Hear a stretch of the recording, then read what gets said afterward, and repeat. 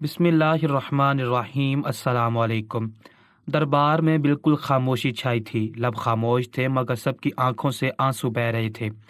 بولنے کی آواز صرف اس دکھیاری لڑکی کی تھی جس نے اپنا نام فاریال بنت عبد الحمید بتایا تھا۔ اس کی سسکیاں سب کے دلوں پر خنجر کی طرح چل رہی تھی۔ جب سسک کر وہ کہنے لگی کہ آپ جانتے ہیں سلطان محترم، میرا سگا باپ وہاں پر خاموش کھڑا تھا۔ میں اپنے سگے باپ سے کہہ رہی تھی کہ دیکھو میرا یہ شوہر مجھے کیا کہہ رہا ہے، میں ایسا ہرگز نہیں کر سکتی۔ آپ نے اسے میرے لیے پسند کیا تھا نا، آپ ہی اسے سمجھائیں کہ مجھے اس طرح کے جہنم میں مت دھکیلے۔ میں گناہ گار نہیں ہونا چاہتی۔ لیکن میرا باپ سر جھکائے ایک جانب کو کھڑا تھا، گہری سانس خارج کر کے کہنے لگا کہ بیٹی وہ تمہارا شوہر ہے، میرا تم پر حق تب تک تھا جب تک تم میرے گھر میں تھی، اب تم اپنے شوہر کے گھر ہو اور جو کچھ تمہارا شوہر کہے گا تمہیں وہی کرنا پڑے گا۔ میں کہنے لگی کہ کیسا شوہر جو مجھے کتنی مرتبہ طلاق دے چکا ہے، میری عزت نفس مجروح کر چکا ہے، جس کے لیے میں صرف ایک کھلونا ہوں۔ جب بھی اسے غصہ آتا ہے مجھے مارتا ہے، پیٹتا ہے، مجھے نوچتا ہے، اس سے بھی اس کا من نہ بھرتا تو پھر مجھے طلاق دے دیتا ہے۔ طلاق دینے کے بعد اس کی ہوس جاگ جائے تو مجھے نوچنے کے لیے پھر سے آتا ہے۔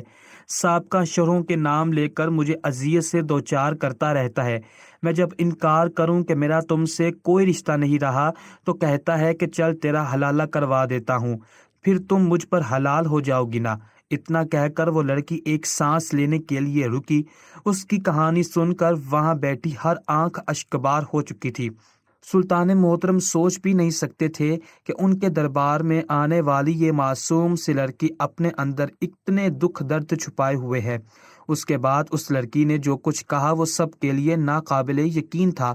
مسلمان ہوتے ہوئے بلا اس شخص کو کیسے زیب دیتا تھا کہ وہ اپنی بیوی کو یہ سب کچھ کرنے کا کہتا جو کہ ایک مسلمان کرنے کے بارے میں سوچ بھی نہیں سکتا۔ پچھلے 3 گھنٹوں سے سلطان محترم دربار میں بیٹھے تھے۔ آس پاس درباری، وزیر، مشیر سبھی موجود تھے۔ سلطان کو یہ دیکھ کر حیرت ہوئی تھی کہ آج کوئی بھی دربار میں اپنی شکایت لے کر نہیں آیا تھا۔ اگلے پل انہوں نے خدا کا شکر ادا کیا کہ سلطنت میں اب پرامن فضا قائم ہے۔ وہ شاہی خزانے پر اور پھر مزید ترقیاتی کاموں پر وزیروں کے ساتھ بات چیت میں مگن ہو گئے کہ تبھی دربار کے دروازے پر ایک لڑکی داخل ہوتی ہوئی دکھائی دی۔ بے حد دبلی پتلی اور کمزور سی تھی، اپنے آپ کو ایک بڑی سی چادر میں لپیٹ رکھا تھا، تنہا تھی۔ بوجھل قدموں سے چلتے ہوئے دربار میں داخل ہونے لگی۔ اس کے قدم ڈگمگا رہے تھے، ایسے لگ رہا تھا کہ جیسے وہ اپنے ہی دھن میں چلی آ رہی ہو، اس کا ذہن کہیں اور ہو اور وہ قدم سلطان محترم کے دربار میں آگے بڑھا رہی ہو۔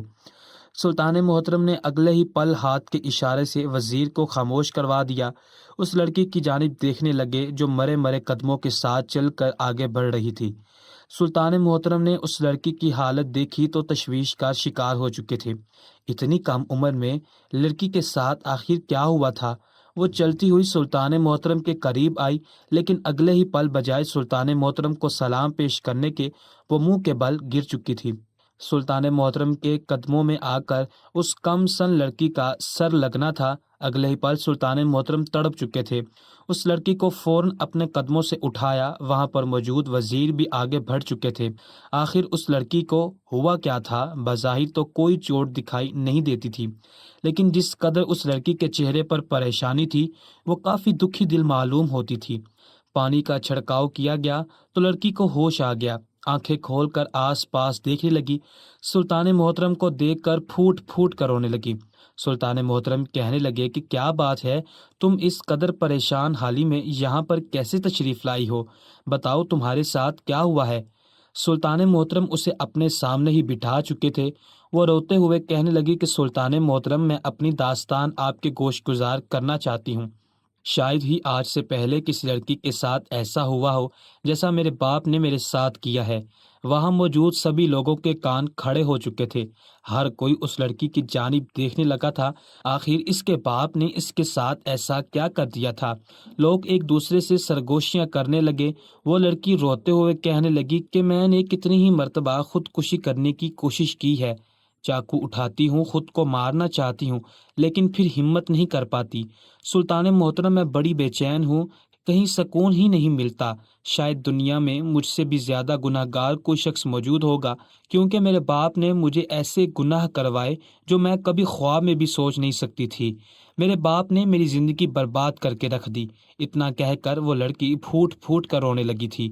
سلطان محترم بے چین سے ہو گئے، اٹھ کر اس لڑکی کے پاس گئے اور اس کے سر پر ہاتھ رکھ دیا۔ کہنے لگے کہ بیٹی، کیا بات ہے؟ تمہارے باپ نے تمہارے ساتھ کیسی ناانصافی کی ہے؟ تم مجھے بتاؤ، میں تمہارے باپ کے خلاف سخت سے سخت کارروائی کروں گا۔ لڑکی نے سر اٹھا کر دیکھا، وہاں پر کتنے ہی لوگ موجود تھے۔ ہر ایک کی نظر کا مرکز وہ لڑکی تھی۔ سب سننا چاہتے تھے کہ آخر اس لڑکی کا مسئلہ کیا ہے، مگر لڑکی سلطان محترم سے کہنے لگی کہ آپ میرے لیے بڑے ہی محترم ہیں، میں آپ کو اکیلے میں اپنی داستان سنانا چاہتی ہوں، مجھے حیا آتی ہے۔ مگر سلطان نے اگلے ہی پل دربار میں بیٹھے ہوئے درباریوں کو دیکھا، پھر کہنے لگے کہ نہیں بیٹی، یہ سبھی لوگ تمہارا بھلا چاہتے ہیں، تم اپنی داستان سناؤ، کسی کی جرت نہیں ہے جو تمہارے خلاف ایک لفظ بھی بولے۔ وہ لڑکی جب اپنی داستان سنانے لگی تو ہر کوئی سانس روکے اس لڑکی کی بات سن رہا تھا، جو رو بھی رہی تھی اور رو رو کر اپنے باپ کے بارے میں بتا بھی رہی تھی، جس نے جو کچھ اس لڑکی کے ساتھ کیا تھا اور کروایا تھا، شاید ہی آج سے پہلے کسی باپ نے اپنی بیٹی کے ساتھ ایسا کیا ہو۔ وہ لڑکی روتے ہوئے کہنے لگی کہ سلطان محترم، میری عمر صرف 13 سال تھی جب میری والدہ میرے باپ سے طلاق لے کر چلی گئی۔ وہ مجھے بھی اپنے ساتھ لے کر جانا چاہتی تھی، کہتی تھی تمہارا باپ برا ہے، بے حیا ہے، میں تمہیں اس کے ساتھ نہیں چھوڑوں گی۔ میں رو رو کر کہتی کہ ماں، مجھے آپ کے اور والد دونوں کے ساتھ رہنا ہے، لیکن ماں کہتی کہ اب سب کچھ ختم ہو چکا ہے، تمہارا والد مجھے طلاق دے چکا ہے۔ میری ماں مجھے اپنے ساتھ اپنے بھائی کے گھر بھی لے گئی، لیکن جب میرے ماموں نے مجھے اپنے گھر دیکھا تو صاف الفاظ میں کہہ دیا کہ بہن، تم اگر یہاں پر رہنا چاہتی ہو تو رہو، لیکن میں تمہاری اولاد کو یہاں پر نہیں پال سکتا۔ میرے بیٹے جوان ہیں، میں نہیں چاہتا کہ کل کو تمہاری بیٹی کے ساتھ کوئی اونچ نیچ ہو جائے اور تماشا لگتا پھرے۔ میرے ماموں نے پہلے ہی خبردار کر دیا، جس کا صاف مطلب تھا کہ وہ میرا خرچ نہیں اٹھانا چاہتے تھے۔ مجبوراً میری ماں کو بھی مجھے واپس اپنے والد کے پاس چھوڑنا پڑا۔ مجھے لگا تھا شاید میرے والد اتنے بھی برے نہیں ہیں جتنی میری ماں کہتی ہے، لیکن میں غلط تھی۔ میرے والد میں ہر طرح کی برائی تھی، یہاں تک کہ میرے ہوتے ہوئے وہ گھر میں غیر عورتوں کو لایا کرتے۔ میرا ایک بھائی تھا جو والد کی عادات دیکھ دیکھ کر انہی کی طرح بگڑتا چلا گیا تھا۔ اکثر والد عورتوں کو لے کر دوسرے کمرے میں بند ہو جایا کرتے۔ آدھی رات کو وہ لڑکی ابا سے پیسے لینے کے بعد اس گھر سے چلی جایا کرتی تھی اور میں کھڑکی کی اوٹ سے کھڑی ہو کر یہ منظر دیکھتی رہتی تھی۔ اس وقت وہ سمجھ نہ پائی کہ آخر یہ عورتیں میرے والد کے کمرے میں کرنے کیا آتی ہیں، لیکن دھیرے دھیرے میرے والد کی توجہ میری جانب بڑھنے لگی تھی۔ پہلے تو جو وہ مجھے کبھی کھانے تک کا نہیں پوچھتے تھے، اب کھانا ہی میری مرضی کا بننے لگا تھا۔ میرا بہت خیال رکھتے، میری پسند ناپسند کو اہمیت دیتے، بھائی سے زیادہ مجھے فوقیت دیتے۔ جیسے جیسے میں ہوش سنبھالنے لگی تو میرے والد مجھ سے اس قدر محبت کرنے لگے کہ میں اپنی ماں تک کو بھول چکی تھی۔ پہلے جو کبھی کبھار ان سے ملنے چلی جایا کرتی تھی، میں نے ان سے ہر رشتہ ناتا ہی توڑ دیا تھا۔ ایک روز وہ بھی آیا جب میرے والد نے میرا رشتہ طے کر دیا۔ میری شادی جس شخص سے طے کی گئی تھی، میں نہیں جانتی تھی کہ وہ کون ہے، بس اتنا پتا تھا کہ میرے والد کے ساتھ اس شخص کی بہت گہری دوستی ہے۔ نکاح کا روز آیا اور نکاح کر کے ساتھ ہی مجھے رخصت کر دیا گیا۔ اس شخص کو بھی میں اپنا محبوب مان چکی تھی، حالانکہ عمر میں وہ مجھ سے کافی بڑے تھے، لیکن اس کے باوجود میں نے جی جان سے انہیں اپنا شوہر مان لیا۔ یہ سوچ لیا کہ مرتے دم تک ان کی بیوی بن کر رہوں گی۔ لیکن شادی کو ابھی صرف 2 دن ہی ہوئے تھے کہ وہ شخص گھر آیا۔ میں ان کے لیے کھانا تیار کر رہی تھی، پوچھنے لگی کہ آج آپ کا دن کیسا گزرا، لیکن اگلے ہی پل وہ مجھے تھپڑ مار چکے تھے۔ کہنے لگے کہ تمہیں اس سے کیا غرض، میرا دن جیسا بھی گزرا ہو، چلی جاؤ اپنے باپ کے پاس واپس، میرا تم سے اب کوئی رشتہ ناتا نہیں رہا۔ اتنا کہنے کے بعد اس شخص نے کھڑے کھڑے مجھے طلاق دے دی۔ میں تو حیرت سے دیکھ رہی تھی، ابھی شادی کو دن ہی کتنے ہوئے تھے، آخر میری کس غلطی کی بنا پر مجھے طلاق دی گئی۔ میں روتی ہوئی اپنے باپ کے پاس آئی، لیکن میرا والد تو یوں بیٹھا تھا جیسے پہلے ہی انہیں معلوم ہو کہ جیسے میں اجڑ کر ان کے گھر آنے لگی ہوں۔ میرے بھائی کو تو میری خوشی اور غم میں سے کوئی فرق نہیں پڑتا تھا۔ وہ تو والد سے بھی 2 ہاتھ آگے کا آوارہ ہو چکا تھا۔ باپ کو جب بتایا کہ میرے شوہر نے مجھے طلاق دے دی ہے تو میرے والد نے صرف میرے سر پر دست شفقت رکھا تھا۔ کہنے لگے کہ کوئی بات نہیں بیٹا، فکر مت کرو، خدا اس کمینے کو ضرور سبق سکھائے گا۔ اتنا کہہ کر میرے والد وہاں سے جا چکے تھے۔ جیسے ہی میری عدت پوری ہوئی تو ایک مرتبہ پھر میرا نکاح کروا دیا گیا۔ میں نکاح کے لیے بالکل بھی تیار نہیں تھی، لیکن میرے والد نے تو سارے انتظام کر لیے تھے۔ میں تو ابھی اپنے پہلے شوہر کو ہی نہیں بھول پائی تھی۔ والد سے کہنے لگی کہ مجھے نکاح نہیں کرنا، لیکن وہ کافی سختی سے پیش آنے لگے تھے۔ اس مرتبہ بھی میرا نکاح ہو گیا، جو 1 ہفتے سے زیادہ نہیں چل سکا تھا۔ مجھے تو سمجھ نہیں آتی تھی کہ آخر ماجرا کیا ہے، یہ لوگ مجھے چھوڑ کیوں دیتے ہیں۔ اب تو رشتہ دار، خاندان والے بھی طرح طرح کی باتیں کرنے لگے تھے۔ کہتے تھے کہ یقیناً لڑکی میں ہی کوئی عیب ہے، ورنہ کون اتنی کم سن لڑکی کو طلاق دے کر گھر سے بیچ دیتا ہے۔ میرے والد کو ان سب باتوں سے کوئی فرق نہیں پڑتا تھا، جبکہ میں یہ سب کچھ سوچ سوچ کر ہلکان ہو رہی تھی۔ مجھے اپنا سانس اکھڑتا ہوا محسوس ہوتا تھا جب لوگ میرے بارے میں طرح طرح کی باتیں کرتے تھے۔ پہلے دوسرا اور پھر میرا تیسرا نکاح بھی کروا دیا گیا۔ اس مرتبہ تو میں نے سوچ لیا تھا کہ جو کچھ ہو جائے میں شادی نبھا کر ہی رہوں گی، لیکن اس مرتبہ اس شخص نے مجھ پر تشدد کرنا شروع کر دیا۔ وہ مجھ سے حق زوجیت بھی وصول کرتا اور مجھے بہت مارتا۔ میرے ناک اور منہ سے خون آنے لگتا۔ وہ مجھے میرے پہلے 2 شوہروں کے نام یاد کروا کر ذلیل کرتا، جلتے ہوئے کوئلے لا کر میرے جسم پر لگاتا اور کہتا تھا کہ انہوں نے تمہیں جہاں جہاں چھوا تھا نا، میں تمہارے جسم کے ہر اس حصے کو جلا دوں گا جہاں پر ان دونوں نے اپنے چھاپ چھوڑی تھی۔ میں روتی چلاتی رہتی، لیکن اس شخص کو رحم نہیں آتا تھا۔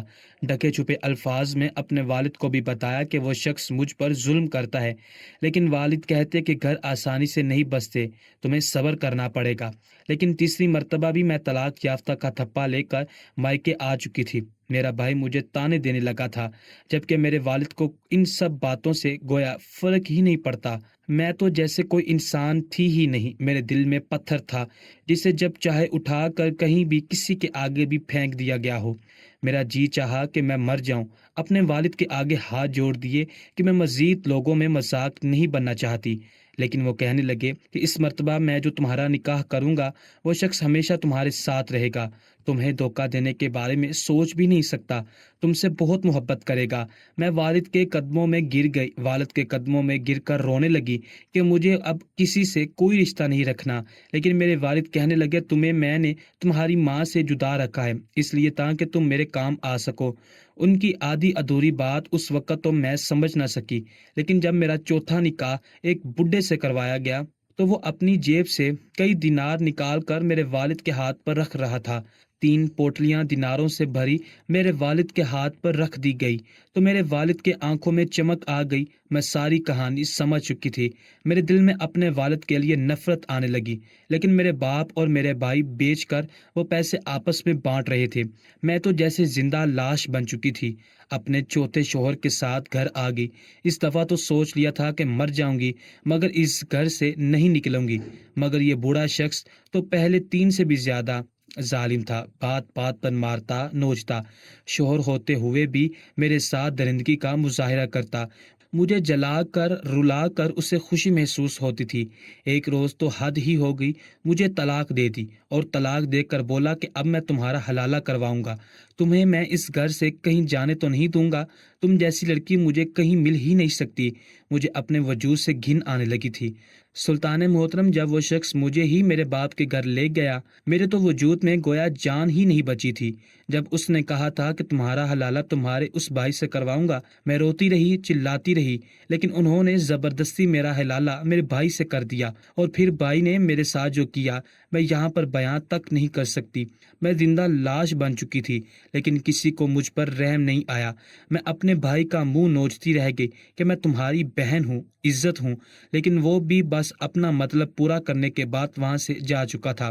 اس کے بعد کتنی مرتبہ مجھے حلالہ کے لیے میرے ہی بھائی کے پاس بھیجا گیا، اور ہر بار وہ شخص مجھ سے نکاح کر کے نہ صرف میرے دین کی توہین کر رہا تھا بلکہ رشتوں کا تقدس بھی پامال کر رہا تھا۔ اتنا کہہ کر وہ لڑکی رونے لگی تھی۔ اب تو شاید اس کی آنکھوں سے آنسو بھی خشک ہو چکے تھے، اس قدر آنکھیں سرخ لال ہو چکی تھی کہ گویا اب خون ابل پڑے گا۔ سلطان محترم کی آنکھوں میں بھی آنسو آ چکے تھے۔ وہاں پر بیٹھے ہوئے لوگ اس دکھی لڑکی کی داستان سن کر خود بھی غمگین ہو چکے تھے۔ سلطان محترم اٹھے، کہنے لگے کہ تمہارے ساتھ جو کچھ ہوا ہے بہت غلط ہوا ہے۔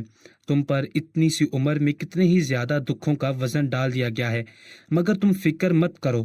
سلطان کی بارگاہ میں آنے کے بعد کوئی بھی تمہارے ساتھ کچھ غلط نہیں کر سکتا۔ بس تم دیکھو میں تمہارے ساتھ غلط کرنے والوں کے ساتھ کرتا کیا ہوں۔ تمہارا باپ ذلیل ترین انسانوں میں سے ایک انسان ہے، جس نے اپنی ہی بیٹی کا سودا کر کے اسے نکاح کا نام دیا۔ نکاح جیسے رشتے کی تقدس کو اس نے تار تار کر دیا۔ سلطان محترم نے اپنی آنکھوں کو صاف کیا اور اس لڑکی کو دلاسا دیا۔ وہاں پر موجود سبھی لوگوں کے دل میں اس لڑکی کے لیے ہمدردی تھی، لیکن وہ لڑکی کہنے لگی کہ سلطان محترم، بڑی مشکل سے میں اپنی جان بچا کر یہاں تک آئی ہوں، اب واپس نہیں جانا چاہتی۔ خدا را مجھے موت کی سزا سنا دیں، میں مر جانا چاہتی ہوں، مجھے مار دیں۔ لیکن سلطان محترم اسے سمجھا دینے کے بعد اپنے وزیر سے مخاطب ہوئے تھے۔ وزیر ہاتھ باندھ کر سلطان محترم کے سامنے حاضر ہوا تو سلطان محترم وزیر کو کچھ سمجھانے لگے، جسے سن کر وزیر کی آنکھیں حیرت سے پھیل چکی تھی۔ سلطان محترم کے منصوبے کے مطابق وہ لڑکی واپس اپنے گھر جا چکی تھی۔ آج ایک مرتبہ پھر اس کا حلالہ تھا۔ وہ لڑکی اپنے بھائی کے گھر موجود تھی۔ باپ کو تو اس کے ہونے نہ ہونے سے کوئی فرق ہی نہیں پڑتا تھا، جبکہ بھائی نے جب اس لڑکی کو دیکھا تو آنکھوں میں ایک چمک سی آ گئی تھی۔ کہنے لگا کہ خود کو دلہن کی طرح تیار کر کے رکھو، میں ابھی آتا ہوں۔ لڑکی نے اندھیرے میں جا کر کمرے میں بیٹھ گئی۔ اس بات سے وہ لوگ انجان تھے کہ گھر میں صرف فاریال ہی داخل نہیں ہوئی، بلکہ اس کے ساتھ سلطان محترم کا وزیر بھی داخل ہو چکا ہے، جو کہ فاریال کے کمرے میں بستر کے نیچے موجود تھا۔ کچھ ہی دیر بعد فاریال کا بھائی کمرے میں داخل ہوا، آ کر ہنسنے لگا، فاریال کا خوب مذاق اڑانے لگا کہ تم تو مردوں کے بیچ ایک کھلونا بن کر رہ چکی ہو، شاید آج سے پہلے کسی اور عورت کی اس قدر تذلیل ہوئی ہو جیسی کہ تمہاری تذلیل ہمارے ہاتھوں ہو رہی ہے۔ نہ جانے کیسے مگر فاریال صبر کر کے بیٹھی تھی۔ جیسے ہی فاریال کا بھائی آگے بڑھنے لگا تو اگلے ہی پل وزیر بیڈ کے نیچے سے ہاتھ نکال کر وہ خنجر اس کے بھائی کے پیر میں گھونپ دیا۔ خنجر کا لگنا تھا کہ وہ چیخنے چلانے لگا۔ گھر میں بیٹھا ہوا فاریال کا باپ اور اس کا بوڑھا شوہر بھاگ کر کمرے میں آئے تھے، لیکن تب تک کمرے کے دروازے پر فاریال کا بھائی زمین پر گر کر اپنا پیر پکڑ کر چیخے جا رہا تھا۔ خون فرش پر پھیل چکا تھا، پاؤں میں خنجر ابھی بھی پھنسا ہوا تھا۔ وہ دونوں ہی بھاگ کر اندر داخل ہوئے تھے، لیکن جب کمرے میں فاریال کے ساتھ سلطان محترم کے وزیر کو دیکھا تو وہ بھی گھبرا چکے تھے۔ اگلے ہی پل گھر کی دیواروں پر سپاہی کود کر گھر کے اندر داخل ہو چکے تھے اور پھر سب کو ہتکڑیاں پہنا کر سلطان محترم کے دربار میں حاضر کیا گیا تھا۔ سبھی سر جھکا کر کھڑے تھے، چہرے پسینے سے شرابور تھے، جبکہ سلطان محترم کے ساتھ فاریال سر جھکائے کھڑی تھی۔ سلطان محترم نے سپاہیوں کو بیچ کر فاریال کے سابقہ تینوں شوہروں کو بھی وہاں پر بلا لیا تھا۔ سب سے پہلے شوہر سے پوچھ گچھ کی، پھر دوسرے اور پھر تیسرے۔ ان تینوں کا کہنا تھا کہ اس شخص نے پیسوں کے عوض اپنی بیٹی ہمیں بیچی تھی، وہ بھی نکاح کے نام پر، لیکن ہمارا تو کام ہی لڑکیوں کے ساتھ وقت گزاری کرنا ہے، مطلب پورا ہونے کے بعد ہم نے اس کی بیٹی کو چھوڑ دیا۔ فاریال ایک جانب کو بت بنی کھڑی تھی۔ جب چوتھے شوہر سے پوچھا گیا تو اس نے بھی یہی کہا تھا۔ کہنے لگا کہ سلطان مجھے معاف کر دیجئے، میں آپ سے معافی چاہتا ہوں، میں اس لڑکی کو دوبارہ کوئی دکھ نہیں دوں گا۔ اس شخص نے میرا بہت ادار دینا تھا، اس نے میرا قرض اتارنے کے لیے اپنی بیٹی مجھے نکاح میں دی، اس لیے جب بھی مجھے پیسوں کی اشدت ضرورت ہوتی ہے اور اس کے باپ پر غصہ آتا ہے تو میں اسے خوب ذلیل کرتا ہوں اور جان بوجھ کر اس کا حلالہ اس کے ہی باعث سے کرواتا ہوں۔ اگلے ہی پل سلطان محترم اٹھے اور ہاتھ میں ہتھیار لے کر ان تینوں باپ بیٹوں اور شوہروں کے منہ پر مارا۔ وہ تینوں تو خوف کے مارے کانپ رہے تھے۔ جب سلطان محترم کا باروب انداز میں بولے، کیا تمہیں شرم نہیں آتی؟ کیا تمہیں مقدس رشتوں کا احترام نہیں ہے؟ تم خود کو مسلمان کہتے ہو، تمہاری رگوں میں خون ہے یا شیطان پلید کی شیطانی تمہاری رگوں میں لہو بن کر دوڑ رہی ہے؟ ایک مسلمان کیسے رشتوں کے تقدس کو پامال کر سکتا ہے؟ اتنا سننا تھا کہ اگلے ہی پل فاریال کا باپ روتے ہوئے سلطان محترم کے قدموں میں گر گیا۔ کہنے لگا کہ نہیں سلطان محترم، حقیقت میں آپ کو بتاتا ہوں۔ وہ روتے ہوئے کہنے لگا کہ سلطان محترم، دراصل میرا بیٹا فاریال کا سگا بھائی نہیں ہے۔ یہ نیا انکشاف تھا جو سلطان محترم کے دربار میں سب پر ہوا تھا۔ سلطان محترم اس شخص کا چہرہ دیکھ رہے تھے۔ زخمی بھائی ابھی بھی اپنے پیروں کو پکڑے درد سے بلبلا رہا تھا جب وہ شخص کہنے لگا کہ یہ لڑکا میری سابقہ بیوی کی سہیلی کا بیٹا تھا۔ اس کی سہیلی وفات پا گئی تھی تو اپنا بیٹا میری بیوی کے سپرد کر گئی۔ تب سے ہی یہ لڑکا ہمارے پاس موجود ہے، لیکن یہ بات فاریال نہیں جانتی تھی، نہ ہی آج تک میں نے اس کے گوش گزار کیا۔ فاریال پر تو آسمان ٹوٹ پڑا تھا۔ ایک بوجھ اس کے سر پر کم ہوا تھا کہ اس کا نکاح اس کے بھائی کے ساتھ نہیں کیا گیا، لیکن جس قدر اس کی عزت پامال کی گئی تھی وہ ابھی تک سکتے کی کیفیت میں کھڑی تھی۔ بھلے ہی وہ فاریال کا سگا بھائی نہیں تھا، لیکن منہ بولا تو تھا، وہ اسے سگا بھائی ہی سمجھتی تھی۔ سلطان محترم نے فوراً وہاں پر کھڑے سپاہیوں کو حکم دیا کہ اس باپ کو عبرت کا نشان بنا دیا جائے۔ بیچ چوراہے پر ڈنکا بجا کر لوگوں کو اکٹھا کیا جائے اور اسے پتھر مارے جائیں۔ سلطنت کی ہر بیٹی کو یہاں پر بلایا جائے اور پتھر مار کر ایسے باپ کو قیامت تک کے لیے عبرت کا نشان بنا دینا چاہیے۔ یہ سن کر سپاہی فوراً فاریال کے باپ کو گھسیٹ کر لے جا چکے تھے، جبکہ اس کے سابقہ تینوں شوہروں کو سود خوری اور جوئے بازی کے الزام میں قید خانے میں ڈال دیا گیا تھا۔ سلطان محترم نے فاریال کے بھائی کو بھی کوڑے مارنے کا حکم دیا اور پھر اسے باپ کے ساتھ ہی پھانسی کے تختے پر لٹکا دیا گیا۔ پیچھے فاریال کا بوڑھا شوہر بچ چکا تھا، جو کہ رو رہا تھا کہ میں فاریال کو اب ہمیشہ خوش رکھوں گا، لیکن سلطان محترم نے اسے بھی بھوکا پیاسا قید خانے میں ڈال دیا کہ جب تک تم زندہ رہ سکتے ہو رہو، جیسے ہی تم مرو گے تمہیں اٹھا کر قید خانے سے باہر پھینک دیا جائے گا۔ وہ روتا چلاتا رہا مگر سپاہی اسے گھسیٹ کر وہاں سے لے جا چکے تھے۔ عین اسی وقت فاریال بے ہوش ہو چکی تھی۔ طبیب کو بلایا گیا۔ فاریال کا دل دھڑکنا بند ہو چکا تھا۔ طبیب علاج کر رہا تھا، لیکن یہی کہتا تھا کہ اس لڑکی کے دل نے اتنا بوجھ اپنے اندر سما رکھا ہے کہ یہ لڑکی اب شاید ہی زندہ ہو سکے۔ فوراً شاہی باغیچے سے قیمتی جڑی بوٹیاں سلطان محترم کے حکم پر منگوائی گئی۔ فاریال 2 دن بعد ہوش میں آ چکی تھی، مگر رو رو کر یہی کہتی تھی کہ مجھے مار دیا جائے، سلطان محترم مجھے بھی پھانسی دے دی جائے۔ اس مرتبہ بھی ذرا ہوش آنے پر وہ یہی بولی کہ جب اپنی گال پر ایک لمس محسوس کیا، آنکھیں کھول کر دیکھی تو سامنے فاریال کی والدہ موجود تھی۔